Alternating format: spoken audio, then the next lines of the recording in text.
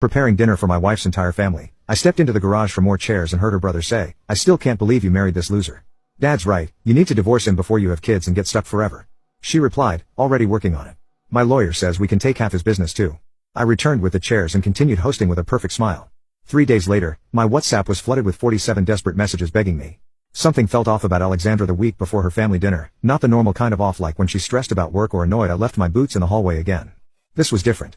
She kept checking her phone when she thought I wasn't looking, switched tabs whenever I walked behind her laptop, and started taking calls in another room. After 7 years together, you develop a sense for these things, like how you can tell when a wall isn't plumbed just by looking at it. Look, I never thought I'd be writing one of these posts. I'm not the type to air dirty laundry online. But I'm sitting here at 3 a.m. with a glass of whiskey, still in disbelief about how my life imploded in just 3 days. I need to get this out somewhere, and you internet strangers are getting front row seats to the show. Some background: I'm James, 34. I built my construction business from scratch after dropping out of community college. Started with just me and a beat-up truck. Now I've got 5 crews running projects across the county. Nothing massive, but it pays the bills and then some. Alexandra, 32, is my wife of 7 years. I supported her through law school, paid tuition, rent, everything, while building my business. She comes from an upper-middle-class family that never really approved of the blue-collar guy their daughter brought home. Her dad, Elijah, is some kind of financial advisor.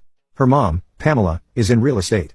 Her brother, Thomas, thinks his business degree makes him God's gift to capitalism.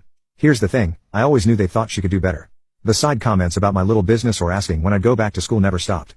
But Alexandra always defended me, or so I thought.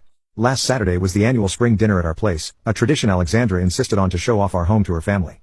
I spent the morning prepping the yard, pressure washing the deck, and helping with the cooking. Everything had to be perfect for her family.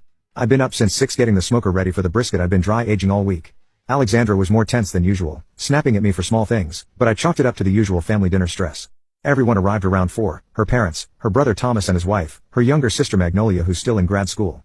Alexandra's mom immediately started critiquing the living room furniture arrangement, while her dad asked pointed questions about how business was going, with that tone that suggested he was waiting for me to admit failure.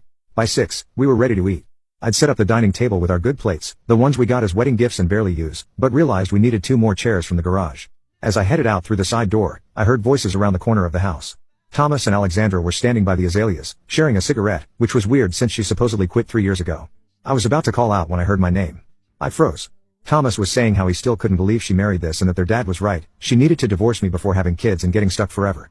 What Alexandra said next felt like taking a sledgehammer to the chest. She was already working on it, and her lawyer said they could take half my business too. I stood there completely numb as they laughed about how I had no idea what was coming.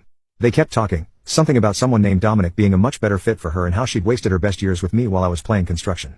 Have you ever had a moment where your entire reality just shifts? 7 years of marriage, the countless nights I stayed up helping her study for exams, the vacations we skipped so she could afford law textbooks, the extra jobs